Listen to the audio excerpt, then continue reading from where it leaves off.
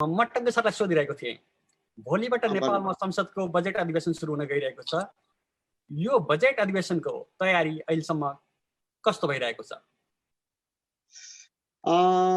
धन्यवाद। वास्तवमा संघीय संसदको अधिवेशन भोलि यहाँको वैशाख 26 गते 4 बजेबाट प्रारम्भ हुन गइरहेको छ।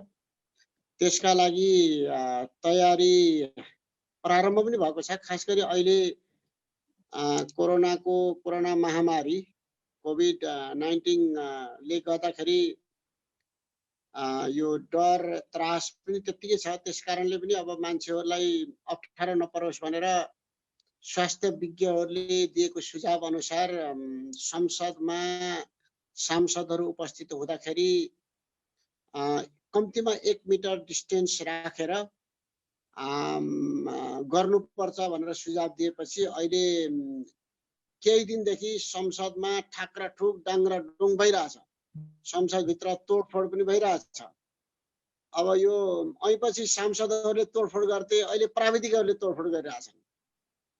किनभने त्यो अब किशोर बाबु त संसदमा पनि निकै जानुभएको, उहाँलाई थाहा पनि छ अहिलेको अन्तर्राष्ट्रिय सम्मेलन केन्द्र जहाँ संसद चलिरहेछ त्यो चल्छ। त्यो संसद भवनमा एट्याच पनि छन् के, त्यो जोडिएका कुर्सीहरू छन्। त्यो जोडिएका कुर्सीहरूलाई त हटाउन मिलेन, तर 2टा कुर्सी छोडेर सांसदहरू बस्ने गरी व्यवस्था गराइएको छ।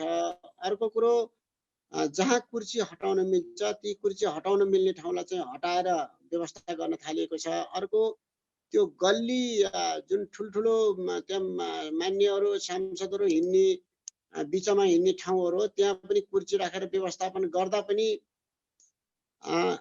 झन्डै 120 जना भन्दा बढी सांसदहरू त्यति गर्दा पनि नअट्ने स्थिति भएपछि माथि बाल्कनीमा लाने तयारी भइरहेछ। अब त्यहाँ विशिष्ट मान्छेहरू, संवैधानिक निकायका प्रमुखहरू, पत्रकारहरू, सर्वसाधारण जो बस्ने गर्थे, अब त्यो ठाउँ पनि अकुपाई हुने भएको छ। जुन त्यहाँ 2टा बार छ, तल हामी प्रवेश गर्ने बित्तिकै एउटा तलको रो छ, एउटा माथिको रो छ। अब तलको रो जति सबैलाई सांसदहरू बस्ने व्यवस्था गर्न थालिएको छ। तर संयुक्त सदन बस्दाखेरि जस्तो अब यो संसदमा त सरकारको नीति तथा कार्यक्रम पनि पेश हुन्छ। नीति तथा कार्यक्रम पेश हुँदाखेरि राष्ट्रपतिले गएर सरकारको नीति तथा कार्यक्रम प्रस्तुत गर्ने हुन्छ। त्यो बेलामा संयुक्त बैठक बस्छ। त्यसपछि जेठ 15 गते बजेट प्रस्तुत हुन्छ। बजेट प्रस्तुत हुँदा पनि संयुक्त सदन बस्छ। त्यो बेलामा सांसदहरू अब यता 275 उता 59 जना राष्ट्रिय सभाका गर्दाखेरि धेरै जना हुँदाखेरि अझै माथि बढ्ने हुन्छ। तर अरू बेला प्रतिनिधि सभाको बैठक मात्रै हुँदाखेरि पनि केही सांसदहरू माथि लैजानु पर्ने भएको हुनाले त्यो अनुसारको तयारी भइरहेको छ। एउटा पक्ष छ भने अर्को पक्ष अब सांसदहरूलाई स्वास्थ्य सुरक्षाको दृष्टिकोणले पनि हेर्नुपर्छ भनेर सांसदहरूको PCR टेस्ट गर्ने, स्वास्थ्यका सम्पूर्ण उपायहरू अवलम्बन गर्ने भनेर आजदेखि सांसदहरूको टेस्ट सुरु भएको छ। 11 बजेदेखि परीक्षण प्रारम्भ गर्ने भनेर भनिएको छ। त्यही भएर आज यहाँ बुद्ध जयन्ती, उभौली पर्व भन्छ नि, आज सार्वजनिक बिदा पनि छ। तर संसद अन्तर्राष्ट्रिय सम्मेलन केन्द्र बानेश्वरमा चाहिँ चहल पहल अहिले 10 बजेदेखि नै चहल पहल भइरहेछ र त्यहाँ परीक्षण 11 बजेदेखि परीक्षण पनि हुन्छ। र भोलि पनि सांसदहरू प्रवेश गर्दाखेरि सम्पूर्ण जाँच गरेर अब ज्वरो नाप्नेदेखि लिएर अन्य स्वास्थ्यका उपायहरू अवलम्बन गर्ने काम पनि हुनेछ। सँगसँगै अब यो ती त्यहाँका सभा हलहरू, कक्ष, जुन बैठक कक्षहरू छन्, ती सबैलाई सेनिटाइज गर्ने पनि व्यवस्था गर्न थालिएको छ। म एउटा कुरा सोधिहालौँ टङ्क सर। अब अहिले चाहिँ यो बजेट अधिवेशन हो।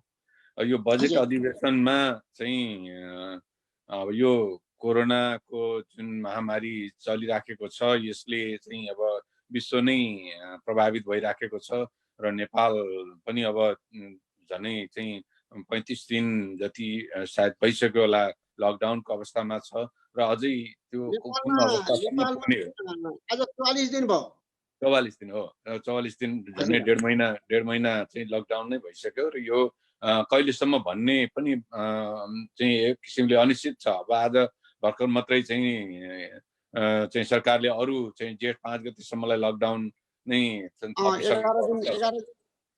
यसमा 11 दिन यसैमा थपौँ 11 दिन लकडाउन थपेको छ। तर कस्तो छ भने अलिक खुकुलो खालको, जस्तो अहिले 44 दिनसम्मको जुन आज 25 गते राति 12 बजेसम्मलाई जस्तो लकडाउनको अवस्था थियो त्योभन्दा अलिक फरक खालको हुने स्थिति छ अब आजदेखि।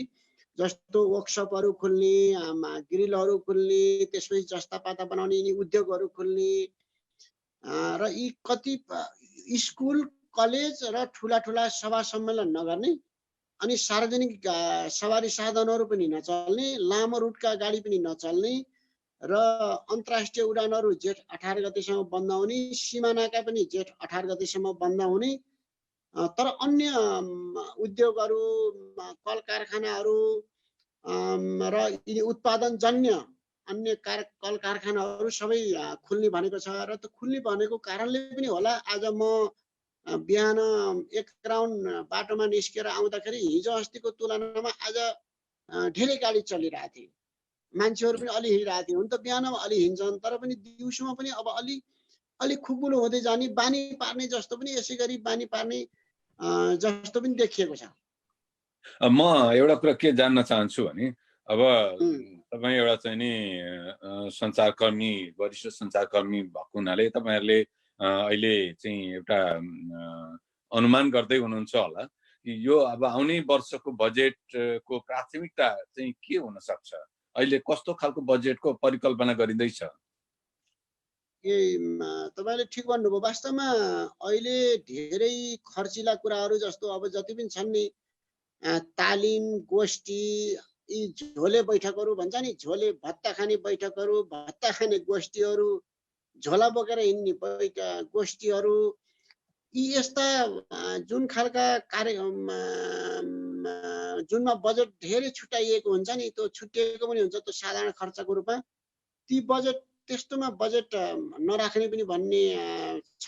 अर्को सबैभन्दा बढी स्वास्थ्यमा प्राथमिकता दिने भनिएको छ। त्यसपछि विकास निर्माण र स्वास्थ्यलाई चाहिँ नछोड्ने, त्यसपछि शिक्षालाई पनि नछोड्ने, तर अरू बजेटमा चाहिँ घटाउने। र अहिले त अब बजेट पनि अब प्रारम्भिक खालको बजेट जो अहिले यो कोरोना लकडाउन, कोरोनाको महामारीले गर्दाखेरि आर्थिक स्थिति त अब 4 अरब राजस्व उठ्ने ठाउँमा यो 3 महिनामा 1 अरब उठ्यो भनेपछि त 3 अरब त घट्यो अनुमानित। सबैतिर त्यस्तै स्थिति छ, घट्ने स्थिति छ। बाहिरको ऋण लिएर चलाउने भनेर अर्थमन्त्रीले भनिरहनु भएको छ। त्यसो आर्थिक स्थिति जुन लकडाउन भन्दा अगाडि 7 कति समथिङ वृद्धि दर बढेको अवस्थामा अहिले लकडाउनले पुरै अस्तव्यस्त बनाएको हुन्छ, संसारभरि बनाएको। त्यही पनि नेपाल पनि त्यसमा प्रभावित भएको हुनाले अनि साधारण खर्चमा अब तलब भत्ता यी जति पनि छ नि, त्यो अब साधारण खर्चभित्र पर्छ, त्यो चाहिँ अनिवार्य गर्नुपर्ने भयो। अरू चाहिँ खर्च कटौती गर्ने र महत्त्वपूर्ण बजेट पनि अब अहिले प्रारम्भिक खालको बजेट ल्याउने र अलिक पछि बिचमा बरु अर्को बजेट, त्यसलाई 2 खाले बजेट बनाएर पछि जोड्ने गरी पनि गर्ने भन्ने तयारी पनि भइरहेको छ। त्यसको पूर्ण खाका अझै केही दिनपछि मात्र दिन्छु भनेर हिजो मात्रै अर्थ समितिको बैठकमा अर्थमन्त्री डाक्टर युवराज खतिवडाले भन्दै हुनुहुन्थ्यो। अब यता चाहिँ पब्लिक फोरमहरूबाट केही सुझावहरू चाहिँ जान्छ यस्तो बेलामा कि अब सञ्चारकर्मीहरूको तर्फबाट पत्रकार महासङ्घले पनि केही चाहिँ सुझाव चाहिँ तयार गर्दैछ कि बजेटको लागि? पत्रकार महासङ्घले केही पनि गरेको छैन। अथवा चाहिँ आर्थिक पत्रकारहरूको पनि सङ्घ छ, त्यसले गर्दैछ कि? आर्थिक पत्रकारहरूले चाहिँ आर्थिक पत्रकार र मन्त्रीसँग बसेर छलफल गर्ने चलन छ हैन। अब यो नीति तथा कार्यक्रम आउने बेलामा संसद चल्ने बित्तिकै आर्थिक पत्रकार समाज र अर्थमन्त्री त्यो चाहिँ बसेर छलफल गर्ने जुन पहिलेदेखिको ट्रेन्ड हो, यसपटक पनि त्यो बस्ने तयारी चाहिँ छ। उनीहरूले चाहिँ अब अर्थमन्त्रीलाई सोझै छलफल गरेर पत्रकारहरू, आर्थिक पत्रकारहरू बसेर राय सल्लाह दिने, सुझाव दिने विगतमा पनि थियो, यसपटक पनि त्यो गर्ने तयारीमै मन्त्रालय पनि छ, आर्थिक पत्रकार समाज पनि भएको मैले जानकारी पाएको छु। धन्यवाद। अनि अब अहिले चाहिँ प्रमुख स्रोत यो विगत केही वर्ष चाहिँ प्रमुख स्रोतको रूपमा रहेको रेमिटेन्स अब यो वर्ष चाहिँ आधा घट्ने अनुमान गरिँदैछ। अब यसको प्रभाव त अवश्य पनि चाहिँ हाम्रो चाहिँ बजेटमा पर्छ। त्यसको लागि त्यसको विकल्पमा के सोच बन्दैछ होला? अहिले त्यसको विकल्पमा त्यो जुन रेमिटेन्सकोबाट आउने अप्ठ्यारो त देशलाई पर्यो नि, त्यो पर्ने हिसाबले त्यसलाई चाहिँ वैदेशिक ऋण लिएर चलाउनु पर्ने छ भनेर भन्दै हुनुहुन्थ्यो अर्थमन्त्रीजी। धन्यवाद धेरै धेरै।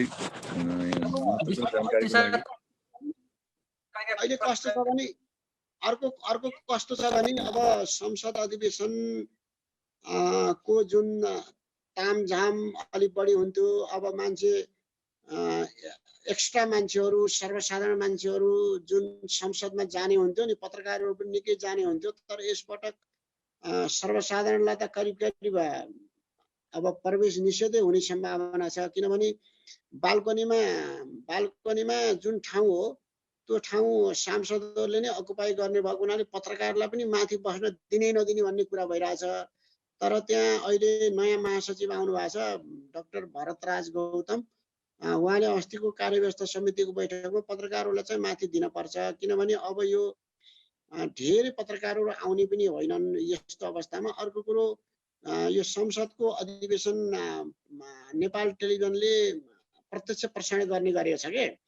अब टेलिभिजनहरूले प्राय प्रत्यक्ष प्रसारण पनि गर्छन्, त्यहाँको महत्त्वपूर्ण कुरा बाहिर ल्याउनका लागि पनि गाह्रो छैन। अर्को मिडिया सेन्टर पनि छ, अनि मिडिया सेन्टरबाट पनि उनीहरूले त्यहीँबाट अब हामी के गर्छ, अहिले त अब न्युज त्यही तत्कालै त्यहाँ सुन्दै त्यही तल मिडिया सेन्टरमा कम्प्युटरमा टाइप गर्ने अनि न्युज पठाइहाल्ने यत्रो कम्पिटिसन नै छ। अब अनलाइनहरूले त झ्यापझ्याप्ती हालिरहन्छन्।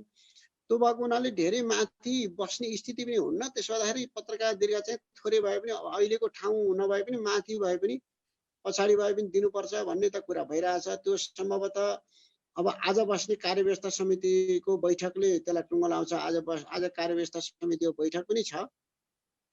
र अब अन्य विशिष्ट मान्छेहरू पनि अब बजेटका दिन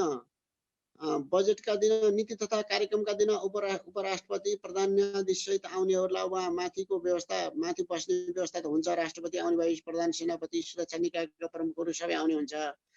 तर बजेटका दिन सबै आउने हुँदैन। अब आर्थिक क्षेत्रका मान्छेहरू आउने हुन्। आर्थिक क्षेत्रका मान्छेहरूलाई पनि यसपटक धेरै प्रवेश पास दिने सम्भावना चाहिँ कम छ। सर्वसाधारणका लागि त पास दिने सम्भावनै छैन। फेरि अब एउटा स्वास्थ्यको दृष्टिकोणले पनि सबैजना मान्छे जसलाई मनला उसैलाई छिराउने सम्भावना कम छ। अर्को स्थानको हिसाबले पनि अब 2टा सिट छोडेर सांसदहरूलाई राख्नु परेपछि ठाउँ पनि अब माथि प्रयोग गर्ने भएपछि त्यो पनि नहुने भएको हुनाले अलि पहिलाको तुलनामा यसपटकको संसद अलिक बेग्लै खालको पनि हुने भयो। अर्को लकडाउनकै बिचमा पनि संसद चल्ने भयो।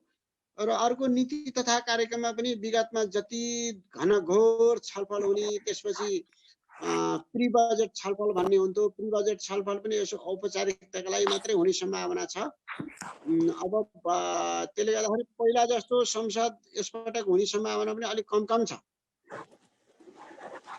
अनि अर्को सँगसँगै जस्तो अब लकडाउन भएको हुनाले सांसदहरूलाई त अब गाडी भएका सबै छैनन्। हिजो सचिवालयका यातायात हेर्ने शाखाका प्रमुखले भन्दै हुनुहुन्थ्यो, कान्छा दुलालले भन्दै हुनुहुन्थ्यो, अब गाडीको पास नबनाएकाहरू 188 जना सांसद छन् रे।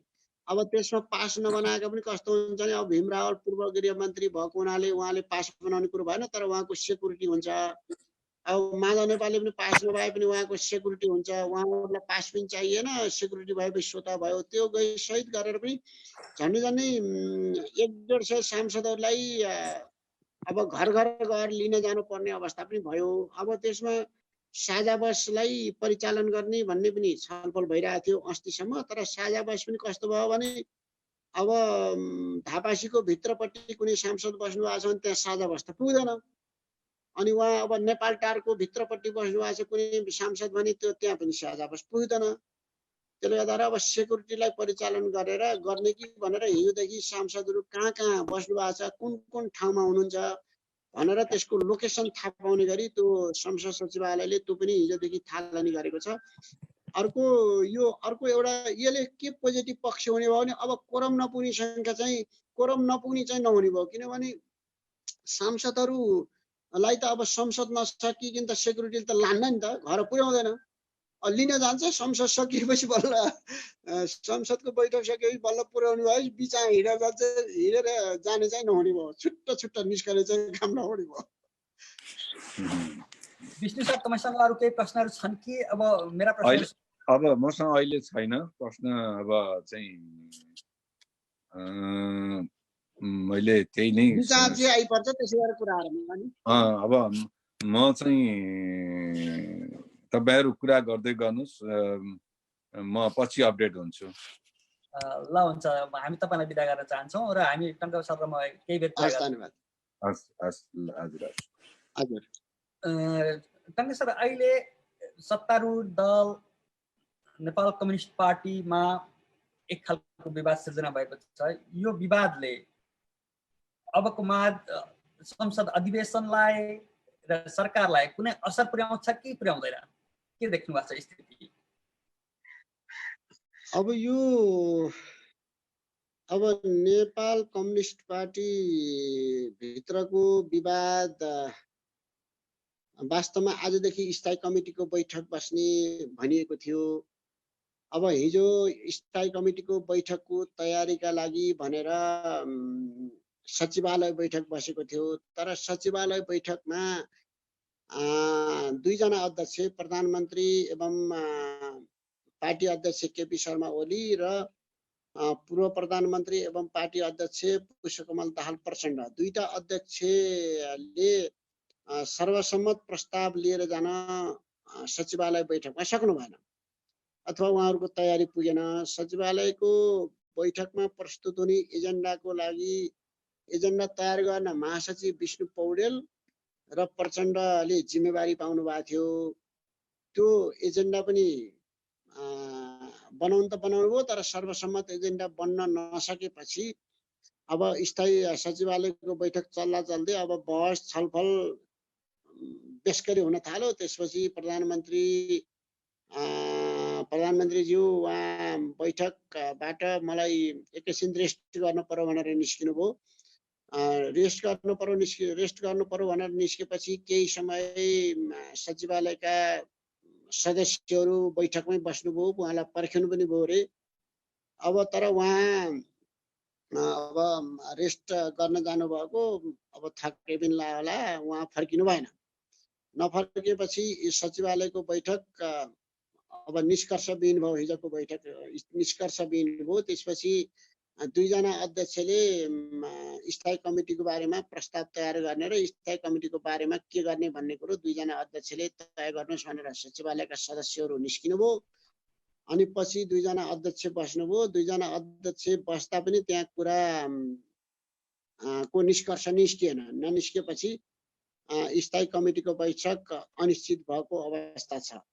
अब 20 जना सांसदहरूले 20 जना स्थायी कमिटीका सदस्यहरूले बैठकको मागै गर्नुभएको थियो, लिखित रूपमा माग गर्नुभएको थियो।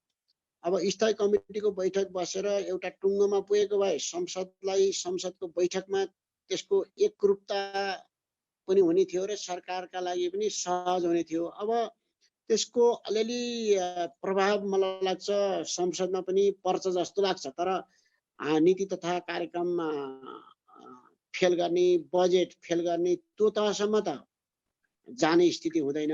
किनभने जतिसुकै एक पद एक व्यक्ति भने पनि अहिले प्रधानमन्त्री केपी शर्मा ओलीलाई प्रधानमन्त्रीबाट हटाउने नै भन्ने तहमा वरिष्ठ नेता माधव कुमार नेपाल नहुनु भएको बुझिन्छ। किनभने जब यो सरकारबाट हटाएर सरकार उहाँकै नेतृत्वमा बने पनि अरूको नेतृत्वमा बने पनि फेरि सरकार त फेरि अप्ठ्यारो स्थिति फेरि बन्न पनि सक्छ। जब उहाँलाई नै हटाएर अर्को आउँछ भने त उहाँ केपी शर्मा ओलीले पनि त छोड्ने कुरो हुन्न। यस अर्थमा उहाँले त्यो माधव नेपालले सरकारै हटाउने कुरा उहाँ सुरुदेखि नै असहमत हो।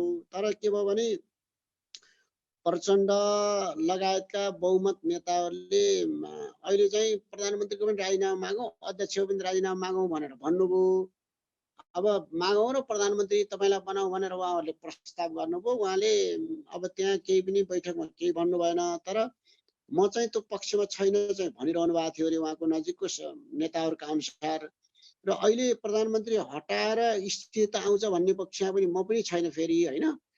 तर मेरो विचारमा अहिले प्रधानमन्त्री केपी शर्मा ओली प्रधानमन्त्रीबाट पनि अध्यक्षबाट पनि हट्ने सम्भावना चाहिँ कम छ र हटाउनु पनि हुन्न, किन स्थिरता कायम हुन्छ भन्ने पनि छैन।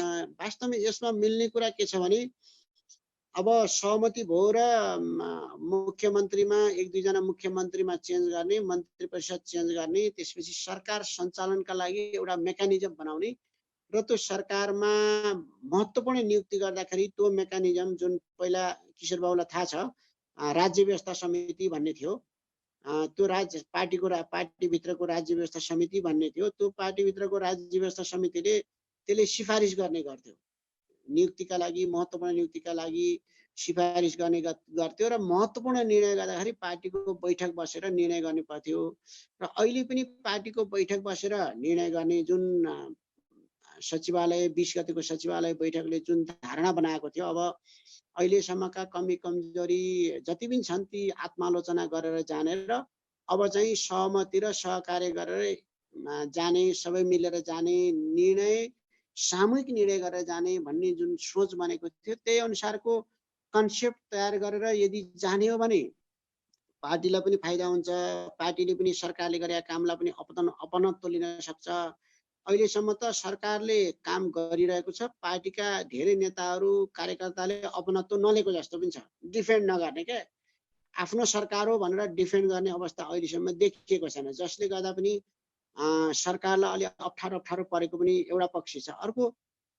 अर्को पक्ष पनि के हो भने यो 2 वर्ष पार्टी एकता भएपछि जिम्मेवारी 2 वर्षमा कसैले पनि पाएनन्। जिम्मेवारी नपाएपछि, पद नभएपछि अब आफ्नो जिम्मेवारी यो हो भन्ने नभएपछि कसले बैठक बोलाउने, कसले डिफेन्ड गर्ने, यो हो नि भनेर बैठक बोलाउने, संगठनको विस्तार गर्ने नभएपछि त्यसले पनि निकै अप्ठ्यारो पारेकोले अब केही न केही रिफ्लेक्ट चाहिँ संसदमा त पर्छ नै। सरकारका नीति तथा कार्यक्रममा आउँदाखेरि त्यस बारेमा छलफल हुँदा, बजेटमाथि छलफल हुँदाखेरि सांसदहरूको असन्तुष्टि चाहिँ देखिन्छ, तर देखिन सक्ने सम्भावना त छ नै। तर यसलाई असफलै गराएर जानुपर्छ भन्ने तहसम्म चाहिँ जाँदैन। धेरै धेरै धन्यवाद सर। हिजोको बैठकबाट प्रधानमन्त्री उठेर जानुको कारण के? प्रचण्ड र माधव नेपाल पक्षले एक पद छोड्नुपर्छ भन्ने माग हो? होइन, त्यहाँ एक पद छोड्नुपर्छ भन्ने माग पनि हो। अर्को त्यहाँ सहमति हुने सम्भावना आफ्नो पक्षमा अथवा आफूले चाहे जस्तो त्यहाँ निर्णय नहुने सम्भावना पनि देखिएर पो हो कि होइन? अब त्यो किनभने त्यहाँ जुन माहौल भनौँ अथवा जुन प्रस्तावै त्यहाँ सर्वसम्मत प्रस्ताव दुईजना अध्यक्ष बीचमा वरिष्ठ नेता माधव नेपाल बीचमा जुन प्रस्ताव सर्वसम्मत बन्न सक्नु पर्थ्यो, जब सर्वसम्मत प्रस्तावै बन्ने स्थिति नबनेपछि त्यहाँ केवल आलोचना मात्रै हुने, केवल तितो मात्रै पोखिने र त्यसले झन् अप्ठ्यारो स्थिति सिर्जना हुन्छ। भोलिका दिन झन् अप्ठ्यारो स्थिति बन्न सक्छ। स्थायी कमिटीको बैठकका लागि पनि एजेन्डा चाहिँ सहज खालको नहुन सक्छ भन्ने अनुमान भएर पनि हुन सक्छ। यो प्रतिकूलताका बीचमा स्थायी समिति बैठक हुने सम्भावना कतिको देख्नुहुन्छ? मलाई लाग्छ यो बीचमा स्थायी कमिटीको बैठकका लागि फेरि छलफल गरेर छिटै बोलाउने त गर्नुपर्छ जस्तो लाग्छ, किनभने 20 जना सांसदहरूले 20 जना स्थायी कमिटीका सदस्यहरूले लिखित रूपमै उहाँहरूले दिएको अवस्था पनि छ गरे। त्यो अवस्थामा अब एउटा सहजका लागि सहजीकरण गर्नका लागि पनि सचिवालयले स्थायी कमिटीको बैठक टार्न त मलाई लाग्छ सबैभन्दा। धेरै धेरै धन्यवाद टङ्क सर। हामी यतिकै अनौपचारिक कुराकानी गरिरहेका थियौँ र हाम्रा अनौपचारिक कुराकानीलाई एउटा पनि छ नि किशोर बाबु, हजुर जस्तो छ नि किशोर बाबु, जस्तो अब यहाँको अब नेपालको बारेमा जति पनि अमेरिकामा बस्ने नेपालीहरू, थुप्रै नेपालीहरू हुनुहुन्छ, बाहिर बस्ने नेपालीहरू हुनुहुन्छ। अब त्यो अब हाम्रो जुन नेपाली पत्रकारहरूको अन्तर्राष्ट्रिय सञ्जाल इन्जा छ, त्यहाँ इन्जामा पनि संसारभरिका पत्रकारहरू हुनुहुन्छ। उहाँहरूको पनि चासो स्वाभाविक रूपमा नेपालको राजनीतितर्फ हुने नै भयो। तपाईहरुको पनि त्यो चासो स्वाभाविक हुने नै भयो। त्यहाँका नेपालीहरू तपाईहरुको त नियमित सम्पर्क कुराकानी पनि हुन्छ। अहिले लकडाउनै भए पनि अब यो अब यत्रो यो बिजुली चौतारी भन्छ नि, बिजुली चौतारी मार्फत अब अहिले हामी बिजुली चौतारी मार्फत कुरा गरिरहेका छौँ। यस्तै कुराकानी त नियमित रूपमा भइरहेछ। उहाँहरूको जिज्ञासा, चासो, चिन्ता कस्तो छ त्यहाँको? स्वाभाविक रूपमा जन्मभूमिप्रति सबै नेपालीहरूको चासो त भइ नै हाल्छ नि। त्यही माथि सहज स्थितिमा चासो हुन्छ भने यो त प्रतिकूल स्थिति छ। आफ्नै जीवन जोखिममा छ यहाँ भने, अर्कोतिर नेपालमा पनि आफन्तहरू छन्, साथीभाइहरू छन्, आफू हुर्किएको ठाउँ हो त्यो। त्यसैले सबैभन्दा ठुलो चासो आफ्नो मातृभूमिप्रति मान्छेहरूको हुने गर्छ नि। त्यसैले हर पल मानिसहरू अपडेट हुन चाहन्छन्, नेपालमा के भइरहेछ। निन्द्राको बीचमा बिउजिए भने पनि एकचोटि नेपालको खबर के छ भनेर हेरेर अनि मात्रै सुतौँ भन्ने स्थितिमा हुन्छन्। त्यसैले एकजना कोरोना, अब हामी यति धेरै एउटा विद्युतीय धरापको अवस्थामा गुज्रिएका छौँ। हामी यति धेरै कोरोना संक्रमण छ, आफ्नै वरिपरि मृत्यु घुमिरहेको छ। तथापि नेपालमा एकजना संक्रमित थपियो अरे भन्ने मात्रै सुन्दाखेरि हामीलाई यताको पीडा बिर्सेर हामी त्यताका पीडा सम्झिन्छौँ बढी। र यसले गर्दाखेरि भोलि फ्युचर धेरै मान्छेहरूको अहिले पनि के छ भने केही समय यता बसे पनि फर्किएर जाने देश त्यही नै हो, आफन्तहरू भएको देश त्यही नै हो। त्यसैले आफ्नो भविष्य आफ्नै देशसँग जोडिएको हुन्छ। त्यसैले सरोकार चासो सम्पूर्ण पत्रकारहरूको मात्रै होइन, जो नेपालीहरू हुनुहुन्छ अमेरिकामा, सबैको चासो नेपालप्रति छ यति बेला। वास्तवमा हुन पनि नेपालप्रति अब चासो स्वाभाविक पनि हो। आफ्नो मातृभूमि, जन्मभूमि, हरेकले नेपालको न्युज नहेरिकन तपाईँले भने जस्तै नेपालको न्युज सुत्ने बेलामा पनि उठ्ने बेलामा पनि उठेपछि पनि पहिलो नेपालको न्युज हेर्ने हुन्छ। एउटा नेपालको यो अहिलेको कोरोना महामारी विश्वभरि जुन फैलिरहेछ, नेपालमा पनि छ। र एउटा खुसीको कुरा, नेपालमा अहिलेसम्म एकजना पनि यो महामारीबाट मृत्यु भएको छैन र मृत्यु नहोस् भन्ने हाम्रो कामना पनि छ। र अहिलेसम्मको जुन ट्रेन छ नि, आजसम्मको हेर्दाखेरि एकदमै सिरियस बिरामी एउटा पनि छैन, भेन्टिलेटरमा कसैलाई पनि हाल्नु परेको छैन। यसले गर्दाखेरि यो कोही ठाउँमा अब जस्तो छ नि, यो मुस्लिम समुदायको जुन रमजान के योले गर्दाखेरि एकै ठाउँ बस्ने कारणले गर्दाखेरि झ्याप्ती 20-25 जनासम्म बाँके, रौतहट, पर्सा, उदयपुर यी ठाउँहरूमा बढी देखियो। र पनि बढी देखिँदा पनि अहिलेसम्म अप्ठ्यारो स्थिति नभएको हुनाले हामी एउटा खुसी नै व्यक्त गरौँ, एकजना पनि मृत्यु नहोस् भन्ने पनि छ। र निको भएर जानेको सङ्ख्या पनि बढ्दो छ। यसैले पनि लकडाउन, नेपालमा लगाइएको लकडाउन एउटा सफल खालको भन्ने अब सरकारको पनि विश्लेषण छ। र समयमै लकडाउन जुन खालले बढाइयो, जुन खालले लकडाउन अगाडि बढ्यो, त्यसका लागि सरकार, प्रतिपक्ष सम्पूर्ण एक पनि भए र एक मात्र होइन, यति मान्छेहरू सचेत पनि भयो कि अहिले पनि अब हामी पसलमा जाँदाखेरि त्यहाँ डोरी टाँगिएको छ अगाडि। अब डोरी टाँगेर भित्र जान दिन्नन्। अहिले त सामान रोज्न पनि पाइन्न के, आफैले रोज्न पाइन्न, उनीहरूले जे दियो दियो। अनि दियो किनभने त्यहाँबाट पैसा दियो, पैसा फिर्ता गरेर पैसा पनि त्यही पोलिथिनमा हालिदिन्छन्। अनि सचेतना चाहिँ छ मान्छेहरूमा। अझै गाउँमा भन्ने हो भने त फेरि अब काठमाडौँमा अलिक डर के भने छिरिहाल्यो भने अस्तव्यस्त हुन्छ, यहाँ कसैले कसैलाई चिन्दैन, ठुलो सहर पनि भयो।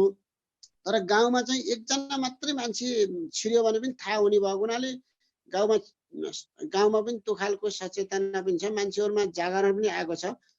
एउटा पोजिटिभ पक्ष, कोही पनि कसैको पनि मृत्यु भएको छैन, मृत्यु नहोस् भन्ने अब हाम्रो एकदमै कामना पनि छ। यो हिसाबले अब अमेरिकामा दुःखद पक्ष छ। वास्तवमा अमेरिका गएर आवासीय नेपालीहरूको धेरैजनाको मृत्यु भइसकेको छ। अब नेपालीहरू नै मृत्यु हुनुभएको छ, नेपालमा नभए पनि मृत्यु भएको छ, त्यो चाहिँ दुःखद पक्ष छ। अब अमेरिकामा कोरोना महामारीले निकै सताएको पनि छ। अब तपाईँहरू जहाँ हुनुहुन्छ एकदमै सुरक्षित हुनु होला। हामीलाई त अब त्यो त्यहाँ नेपालीहरूको अवस्था कोही अब मृत्यु भएको देख्दाखेरि डर पनि लाग्ने। तर तपाईँहरू त पुरै सुरक्षित हुनुहुन्छ, निस्किनु भएको पनि छैन क्या कोठाबाट, होइन घरबाट? होइन, अलिकति म तपाईँलाई यहाँको परिस्थिति बताउन चाहन्छु। यहाँ नेपालको जस्तो लकडाउन छैन। यहाँ हामी चाहेको ठाउँमा जान सक्छौँ, ठुल्ठुलो ग्यादरिङहरू गर्न नपाउने मात्रै हो। कम्प्लिटली लकडाउनको अवस्था होइन। र अमेरिकामा तत्कालै कोरोना भाइरस सकिने अवस्थामा पनि छैन। हामीले बुझ्नुपर्ने के हो भने अमेरिकामा हामी अब केही समय कोरोना सँगसँगै बाँच्न सिक्नुपर्छ। अमेरिकाबाट दुईटा अवस्थामा मात्रै कोरोना सकिन्छ भनिन्छ। एउटा त भ्याक्सिन आउनु पर्यो, या त सबै मानिसहरू सङ्क्रमित भइसकेर निको हुनु पर्यो। त्यो अवस्था बाहेक तत्कालै अमेरिकाबाट कोरोना सकिने सम्भावना छैन र अझै विकराल दिनहरू देखिँदैछन्। किनभने अब धेरै स्टेटहरूमा लगाएको स्टे एट होम अर्डर हटाइसकिएको छ, या त बिस्तारै त्यसलाई हटाउने क्रममा छौँ। अर्को सामाजिक दूरी, जब स्टे एट होम अर्डरहरू हटिसक्छ सामाजिक दूरी पनि कायम हुन सक्दैन। यो अवस्थामा केही स्टेटहरूमा अर्थात् केही सिटीहरूबाट मास्क पनि हटाउनु पर्ने अवस्था आयो। किनभने मास्क लगाएका मानिसहरूले अरूलाई धम्क्याउने, तर्साउने भयो भने केही सिटीहरूमा मास्क समेत पनि हटाउनु पर्ने स्थिति आयो। अहिले पनि कतिपय स्टेटमा मेरो जीवन मेरो अधिकार भनेर प्रदर्शन गरिरहेका छन् मानिसहरू। कतिपय स्टेटमा बन्दुक सहित टाढो स्टेट होम अर्डर हटा भनेर प्रदर्शन गरिरहेका छन्। र यहाँको अर्थतन्त्र धान्नको लागि पनि स्टेट होम अर्डरलाई नहटाइकन सुख छैन, व्यापार व्यवसाय नखोली सुख छैन। यो अवस्थामा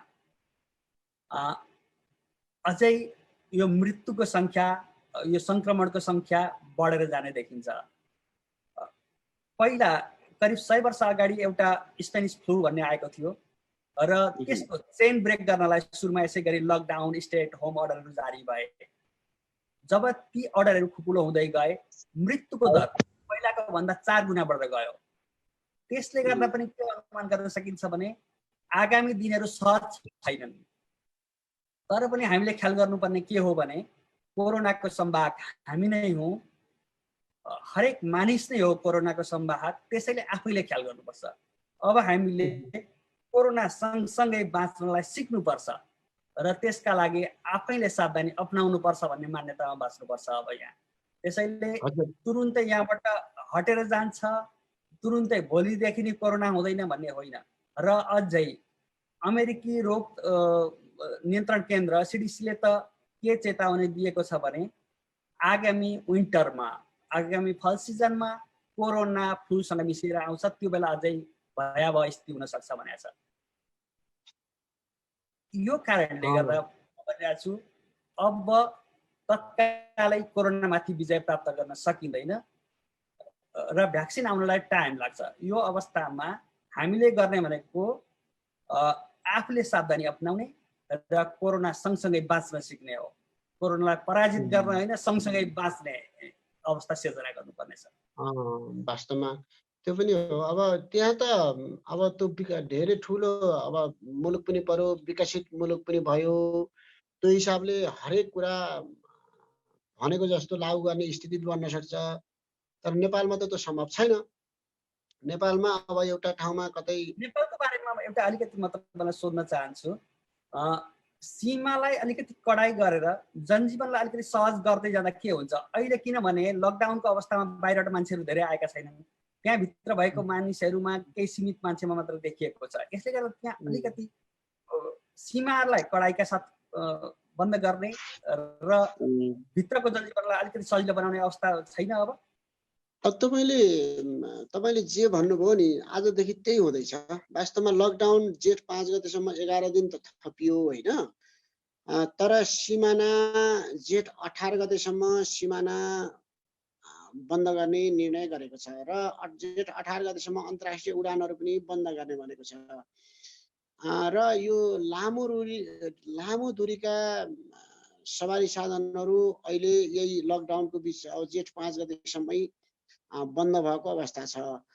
र कस्तो भयो भन्नुहुन्छ भने हाम्रो अब उत्तरतिरको सिमानाबाट मान्छे आउने सम्भावना छैन। उत्तरतिरको सिमाना त्यस्तो खालको छ। तर हाम्रो जुन दक्षिणको सिमाना छ, नेपाल भारतको सिमाना, अब जुन मूल नाकाहरू छन् ती नाकाहरूमा बन्द गरेर पनि नहुने। हाम्रो त तपाईँलाई थाहा छ नि, कोही ठाउँ खोला नाला छन्, कोही ठाउँ खोल्सा खाल्सी छन्, कोही ठाउँ खेतै खेत छ। जति तपाईँको पुलिस परिचालन गरे पनि अहिले सशस्त्र प्रहरी सबै दक्षिणी नाका सम्पूर्णमा सशस्त्र प्रहरी परिचालन भएको छ। उता इन्डियाले पनि आफ्नो ठाउँबाट परिचालन गरेको छ। र पनि मान्छे भित्रबाट रातिबाट लुकेर इन्डियामा बढी कोरोनाको महामारी बढी फैलिँदैछ भन्ने। नेपालमा त सुरक्षा छ भन्दै भित्रबाट आउने, तिनले अब जति रोके पनि दुई चारवटा छिर्ने गरेका कारणले पनि यो अप्ठ्यारो बनेको।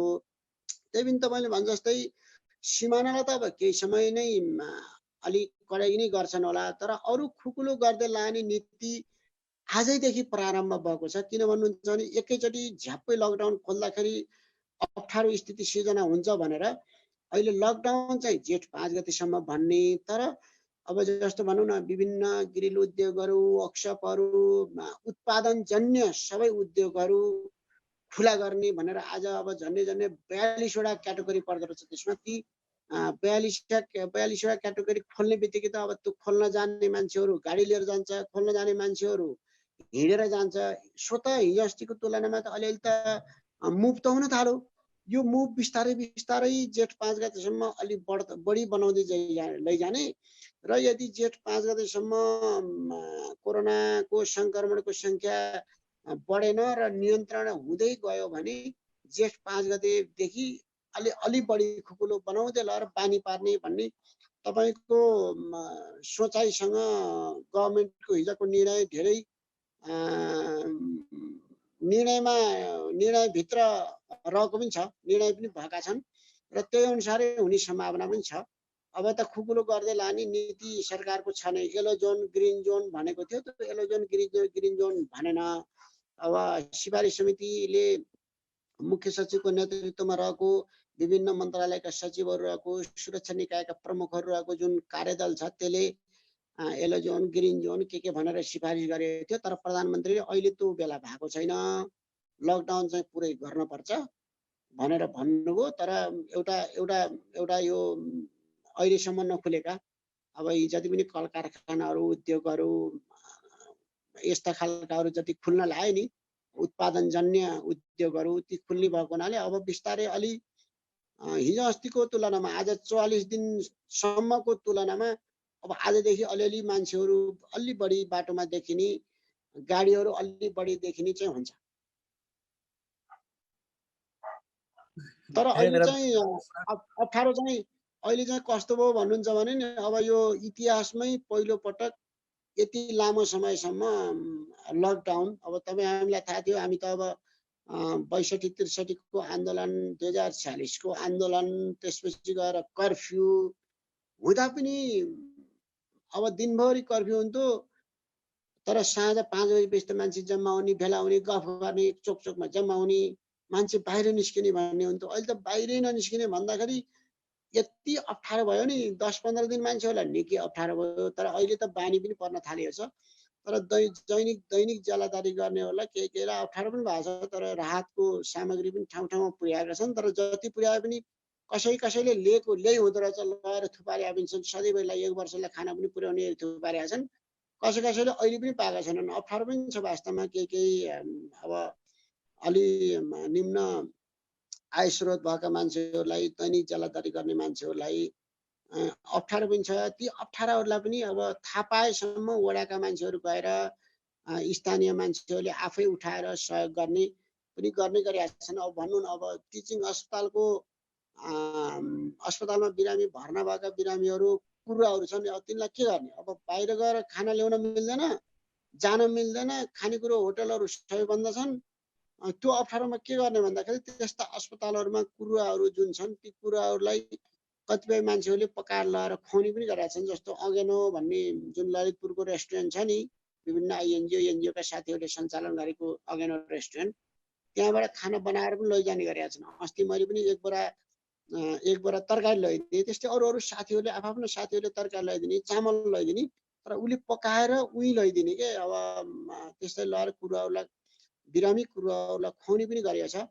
र अर्को कुरो, सबैभन्दा अहिलेको लकडाउनका बीचमा स्वास्थ्यमा अस्पतालहरूले चाहिँ यति ठुलो बेइमान गरे, निजी अस्पतालहरूले।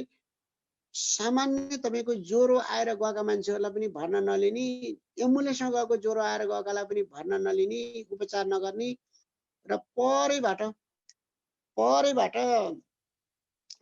परैबाट यसो हेरेर, मान्छेलाई हेरेर औषधि ल्याइदिने, त्यतिसम्म पनि डाक्टरहरूले गरे।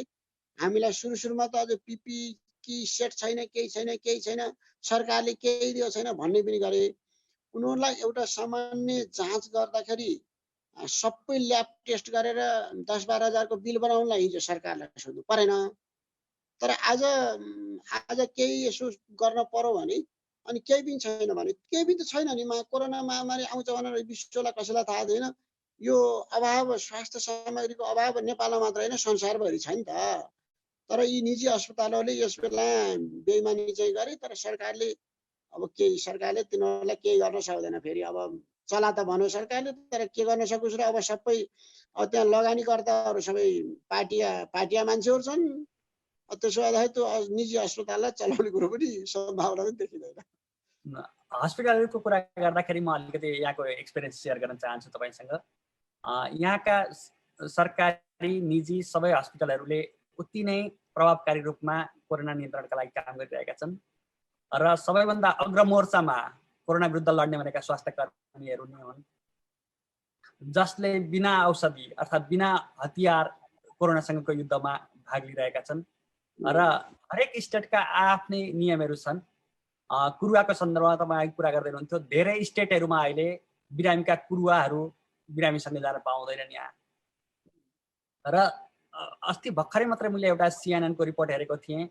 धेरै बिरामीहरूलाई त के हुन्छ भने आफन्तहरू पनि नपाइकन यो हस्पिटलमा एक्लै मर्ने भयो नि भन्ने तनाव पनि अहिले थपिएको छ। र एउटा बिरामीको लागि एउटा कुरुवा दिँदाखेरि उसको लागि पनि पिपी दिनुपर्ने हुन्छ, पिपी खर्च हुन्छ, उसबाट संक्रमण हुने खतरा पनि त्यति नै हुन्छ। त्यसैले त्यो रोक्नु अत्यावश्यक पनि थियो। एकातिर त्यसले संक्रमणलाई बढाएको थियो, अर्कोतिर त्यसले पिपी खर्च हुने अवस्था पनि थियो।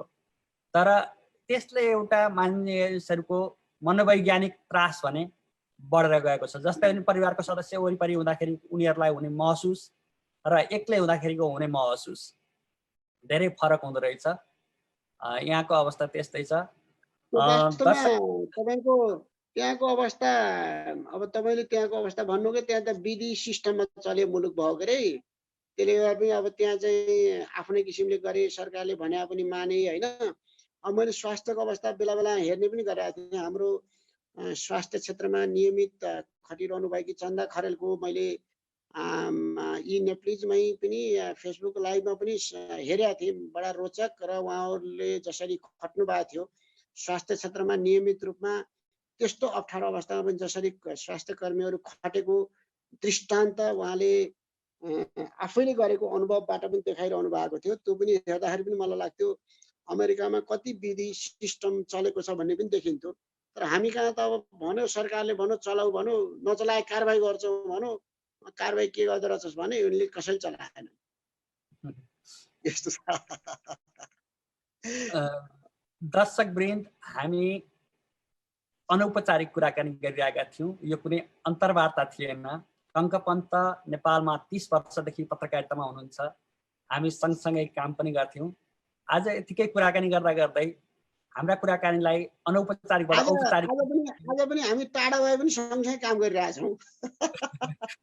एउटा औपचारिकता दिउँ। केही बेर हाम्रा छलफललाई, हाम्रा अनुभवको सेयरिङलाई तपाईँहरूसम्म पनि ल्याउँ भनेर मात्र यो लाइभमा आएका हौँ। यति बेला हामीलाई टङ्क सर तपाईँले पनि चिन्नुहुन्छ, क्यालिफोर्नियाबाट ऋषि प्रसाद ढकाल सरले हेर्दै हुनुहुन्छ, जो महावाणिज्य दूत हुनुहुन्छ त्यहाँ। नमस्कार है हजुर। त्यसै गरी राधिका पन्तले हेर्दै हुनुहुन्छ, तपाईँलाई केही मेसेजहरू पनि लेखिराख्नु भएको छ यहाँ।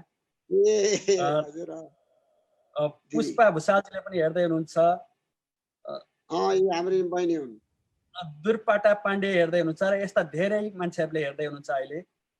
म उहाँहरू सबैलाई आभार व्यक्त गर्न चाहन्छु। र अहिले अमेरिकामा रातको 12:30 बजिसक्यो। अब हामी यो कुराकानीलाई लम्ब्याउने छैनौँ, तर हामी यस्ता अनौपचारिक संवादलाई लिएर फेरि आउनेछौँ। यो एउटा अनुभव सेयरिङहरू हुनेछन्। र टङ्क सर अन्तिममा अनि किशोर बाबु तपाईँलाई पनि विशेष धन्यवाद। अब हामी निकै लामो समय एउटै टेबलमा बसेर काम गऱ्यौँ, एउटै परिवारको सदस्य भएर काम गऱ्यौँ। अहिले पनि हामी एउटै परिवारको सदस्य जस्तो छौँ। र पत्रकारितामा मलाई लाग्छ तपाईँ जस्तै एक दुईजनासँग यति लामो सम्बन्ध, यति गहिरो सम्बन्ध, यति सामिप्यता रह्यो कि त्यो कहिल्यै नछुट्ने खालको रह्यो। तर पनि हामी भौतिक हिसाबले टाढा भए पनि हामी सबै सधैँ सँगै छौँ। विचारमा एउटै छ, पत्रकारिताको क्षेत्र एउटै छ, काम एउटै छ। अहिले पनि हामी अब पत्रकारिता हामी टाढैबाट भए पनि पत्रकारिता एउटै खालको गरिरहेछौँ। अब आज यो हाम्रो यहाँको अवस्थाको बारेमा, संसदको बारेमा, नेपाल अमेरिकाको बारेमा जुन खालको तपाईँले यो हामी अनौपचारिक कुराकानी गर्ने वातावरण बनाउनु भयो, तपाईँ एउटा सक्षम, प्रभावकारी, सक्रिय पत्रकारको हैसियतले, एकदमै नजिकको साथीको हैसियतले मलाई तपाईँलाई एकदमै विशेष धन्यवाद दिन चाहन्छु। र यो हाम्रो यो कुराकानीले कमसेकम यो अहिलेको अवस्थाको बारेमा हामीले आदरणीय सबै दाजुभाइ दिदीबहिनीहरूलाई केही जानकारी पनि भयो होला। आगामी दिनमा हामी फेरि संसदको अधिवेशन सुरु भएपछि भोलिदेखि फेरि संसदका गतिविधिका बारेमा र अहिलेको नेपालको राजनीतिक अवस्थाको बारेमा पनि फेरि हामी कुराकानी गरौँला नि, हैन? हुन्छ सर, ल शुभरात्रि।